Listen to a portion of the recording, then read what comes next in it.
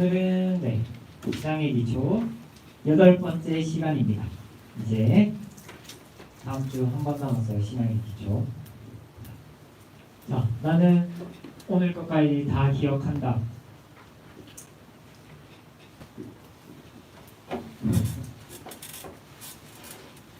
(1번부터) (8번까지) 다 기억한다.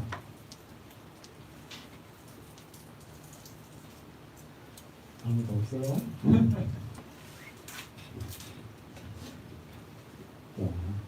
또 다른 질문. 자, 마음 읽기 부분 한번 볼까요? 우리 주보 펴서 마음 읽기 부분. 오늘은 우리 손 들어서 한번 표시를 해봅시다. 자, 나는 전도를 꼭 해야 한다라고 생각하는 사람 손. 전도를 꼭 해야 한다.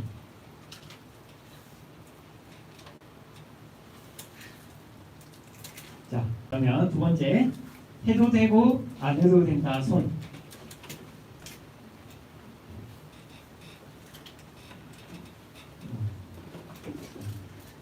자, 그러면 전도는 구원이랑 상관없어서 안 해도 된다. 당당하게 저 뒤에서. 자, 그러면 왜 또 귀찮게 손 들라 하나 대답하기 싫다고 생각하면 되죠? 나머지는 자, 우리 몇 가지 사진만 좀 볼게요. 자, 다음.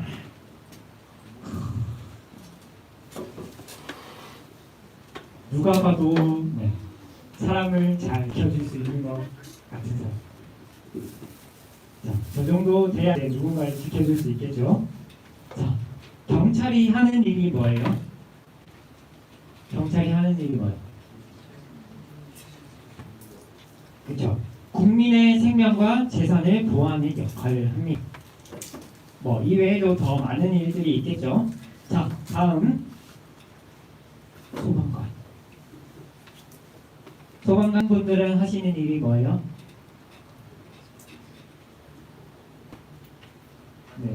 화재를 끄고 인명 구조를 하고 실종자 수색을 하고 아니면 응급 환자를 돌보거나 그런 의무를 하고. 자, 다음 선생님. 선생님 하시는 일이 뭐예요? 가르치고, 가르치는 것만 해요?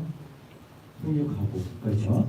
공부를 가르치고 생활태도를 훈육하고 또 지도하고 학생들이 성장하도록 돕는 일을 합니다. 자, 그러면 여러분들은 학생은 그렇지 잘하고 있어요, 그거? 자, 이렇게 각 직업에 따른 고유의 업무를 직무라고 해요. 경찰은 경찰이 해야 하는 업무, 소방관은 소방관이 해야 하는 업무. 그 직무를 그들이 하고 싶으면 하고 하기 싫으면 안 해도 돼요? 나 경찰인데 치안을 잡기 싫어. 그럼 안 해도 돼요? 아니죠. 그들이 가진 직업에 따라서 꼭 해야만 하는 업무를 직무라고 합니다. 자, 우리가 전도에 대해서 많은 설교를 들었어요. 그래서 신앙생활에 중요한 것은 알고 있어요. 근데 꼭 해야만 하나? 뭔가 하기가 부담스럽기도 하죠. 자, 우리가 앞에서 방금까지 직업들에 따른 직무를 살펴봤었어요. 자, 그러면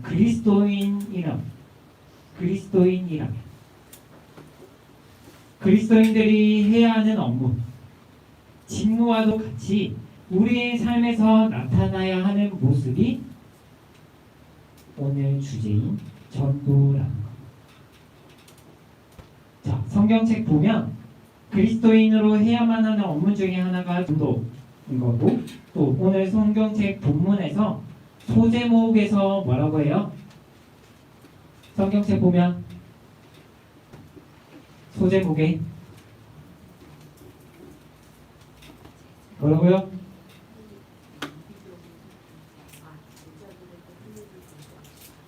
제자들에게 할 일을 분부하시다라고 소제목에 적혀 있어요. 분부하다가 다른 말로 명령하다. 명령하다. 그렇지.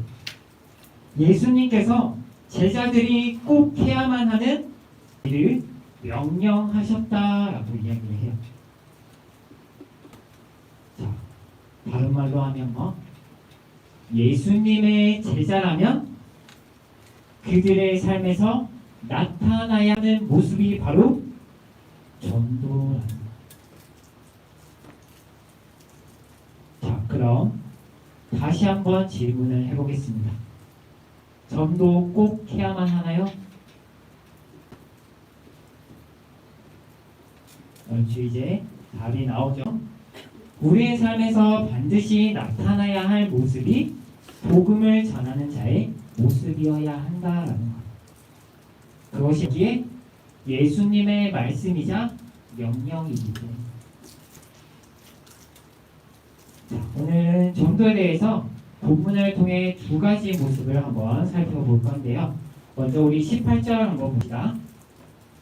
예수께서 나와 말씀하여 이르시되 하늘과 땅의 모든 권세를 내게 주셨으니 라고 해요. 제자들이 무엇을 하라고 명령하시기 전에 예수님께서 그 명령하신 일을 할 수 있게끔 어떤 걸 주신다고요? 능력을 주신다고 말씀을 하세요. 어떤 능력? 하늘과 땅의 모든 권세. 자, 우리 조금 쉬운 비유로 제가 비유로 이야기를 해줄게요. 자,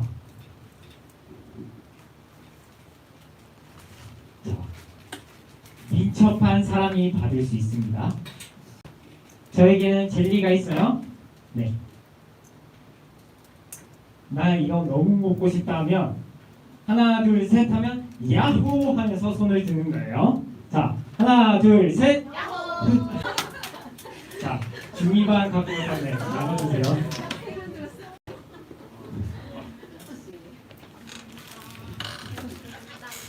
자, 저렇게 용기 있는 자가 없는 거예요. 자, 저에게는 젤리가 있었어요. 그리고 그 젤리가 저에게 있음을 여러분들에게 보여줬어요.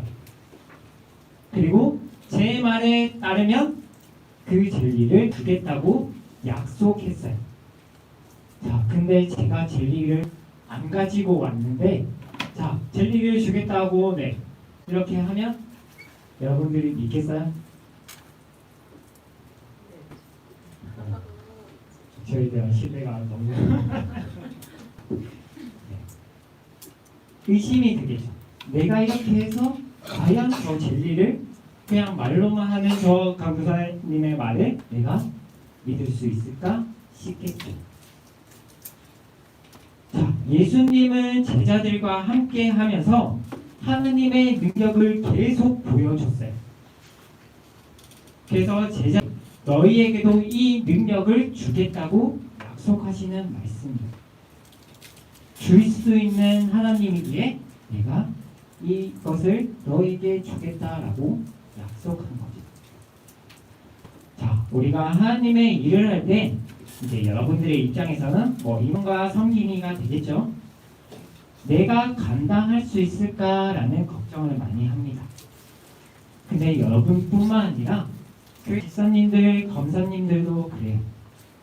겸손한 마음으로 저는 아직 부족하고 그래서 할 수 없다라는 말을 많이 합니다. 근데 여기에서 이것이 겸손한 것처럼 보이기도 해요. 겸손하기도 하지만 다른 말로 하면 하나님의 능력을 믿지 못한다라고 말도 되겠죠. 우리가 그것을 감당할 수 있기 때문에 그 일을 허락하세요. 그리고 내가 감당할 수 없음을 알지만 그 일이 우리에게 허락되면 하나님의 능력을 믿고 해보는 거예요. 내가 할 수 있을까? 나는 부족함이 많은데도 좋지만 기도하면서 하나님께서 원하시면 이 일을 감당할 수 있도록 힘을 달라고 기도하는 것도 맞겠죠. 자, 그래서 예수님께서 이러한 능력을 줄 테니 너희는 가서 이러한 일을 하라라고 말씀하시는데 19절 한번 보겠습니다. 그러므로 너희는 가서 모든 민족을 제자로 삼아 아버지와 아들과 성령의 이름으로 세례를 베풀고 라고 해요. 자, 첫 번째, 모든 민족을 제자로 삼으라. 자, 여러분들은 하나님으로부터 구원받은 제자임을 믿어요? 믿어요? 끄덕끄덕이라도 끄덕끄덕이라도. 네. 예수님의 제자가 되었다면, 구원받은 하나님의 자녀가 되었다면 복음을 전하는 전도자가 되어야 한다라는 말씀이에요. 이해가 돼요? 분명 여러분들도 누군가로부터 하나님의 구원에 관련된 복음의 말씀을 들었겠죠. 아마 대부분이 부모님을 통해서 교회에 와서 복음의 말씀을 들었을 거예요. 그 복음의 말씀이 나에게 점점 믿음이, 그리고 그걸로 인해서 우리의 신앙도 계속 성장해 가겠죠. 예수님의 제자라고 여러분들이 믿는다면 이제 그 역할이 우리에게 왔다라는 것. 예수님께서 여러분들에게 능력을 주셨기에 복음을 전하는 전도자가 되어야 한다라는 것.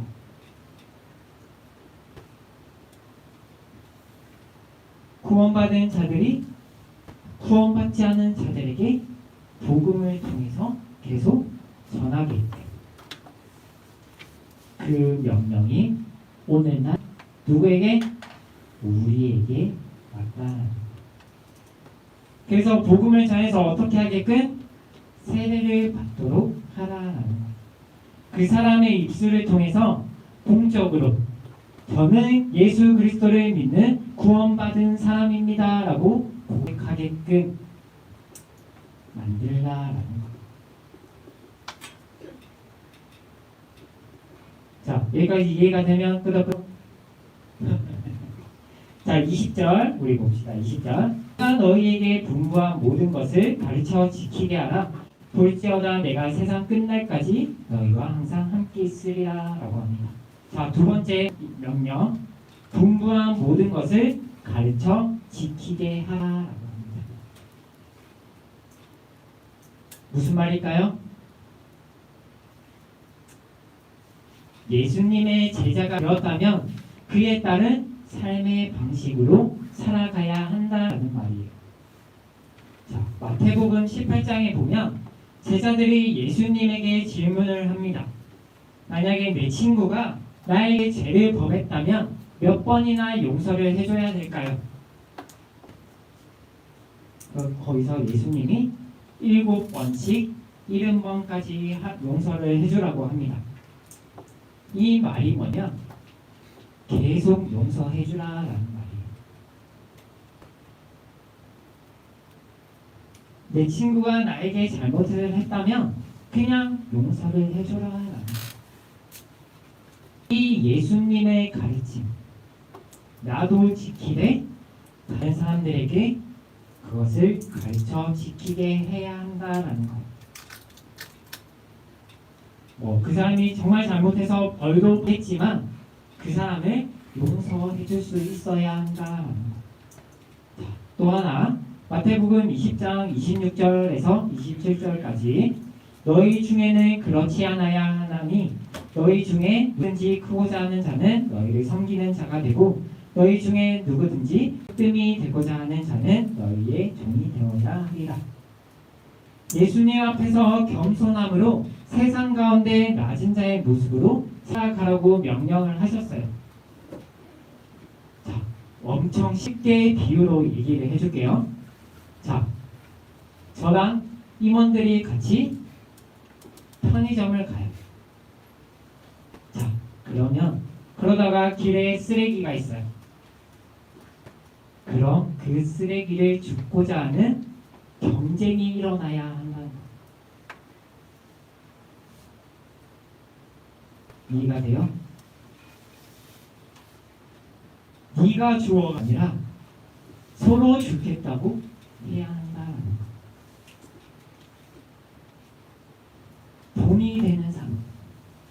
낮은 자의 모습으로 내가 먼저 섬기는 모습으로 세상 사람들을 섬겨라라는 명령. 예수님께서 하신 말씀이 이것 외에도 너무 많죠. 그것을 가르쳐 지키게 하라라는 명령을 우리에게 하세요. 하나님의 말씀을 전하기 전에 내가 먼저 그 하나님의 말씀을 순종하고 지키는 자의 모습을 보여줘야 한다라는 거예요. 자, 다시 한번 질문합니다. 꼭 전도를 해야만 해요?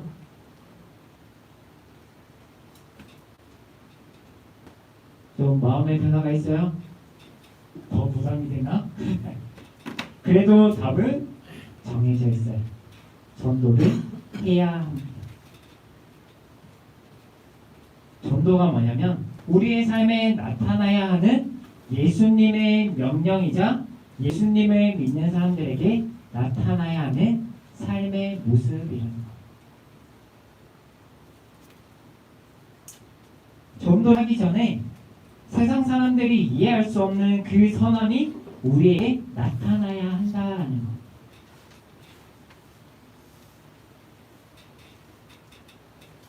우리 모두에게 예수님의 말씀. 바라는 거는요, 여러분들이 이제 학교를 계속하고 있잖아요. 거기서 우리가 예수님의 제자임을 잊지 않았으면 좋겠어요. 자, 우리 마지막으로 사진 하나만 봅시다. 통계표. 네, 좀 깨지긴 하는데 이 통계표가 뭐냐면 Z세대가 정의하는 매력 있는 전도자의 모습에 대한 설문조사의 결과예요. 자, 제일 위에가 뭐예요? 말보다는 행동으로 신앙을 말한다는 것에 매우 끌린다라고 이야기를 합니다. 그리고 다소 끌린다라고 답변한 사람이 총 55%. 자, 이걸 우리의 삶에 한번 대입을 해봅시다. 주변 친구들이 여러분들을 통해서, 친구들이 여러분 교회 다니는 거 알고 있어요? 알고 있어요? 자, 그러면 내일 학교 가서 친구에게 이번 주 교회 갈래? 라고 한번 이야기를 해볼래요?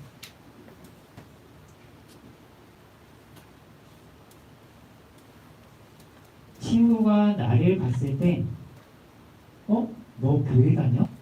라고 나는 반응이 나온다면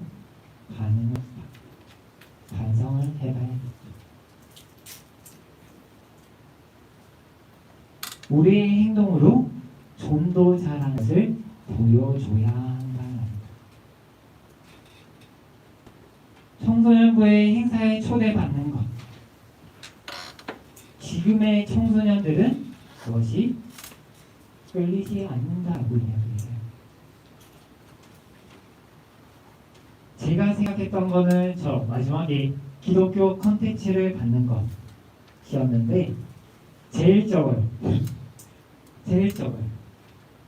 이게 여러분들 나이대 대상으로 한 설문조사입니다. 이게 여러분들의 세대가 느끼는 마음들이라는 거예요. 우리 교회는 하반기에 친구들이라고 전도 축제를 합니다. 저도 고민이에요. 어떤 방식을 하면 좋을까라는 매번 고민을 합니다. 근데 요즘 세대들이 느끼는 매력 있다고 얘기하는 전도자의 모습은 무엇? 말보다는 행동으로 신앙을 보여주는 것에 끌린다라고 이야기해요. 전도 쉽지 않아요. 정말 쉽지 않은데 우리 그래도 예수님을 닮아 살아갈 수 있도록 노력을 한번 해봅시다.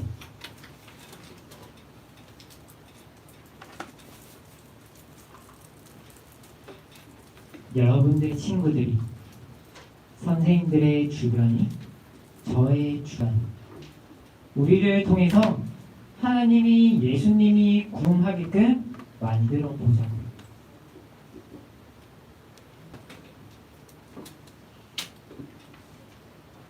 이상한 것처럼 보여도 그게 예수님의 방법이면 우리가 해보자고요.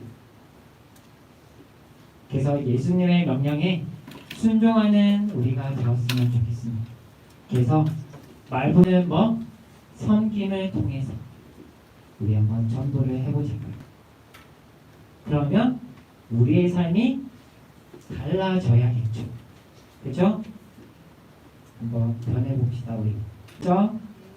자, 우리 기도하고 찬양하고 함께 기도하겠습니다.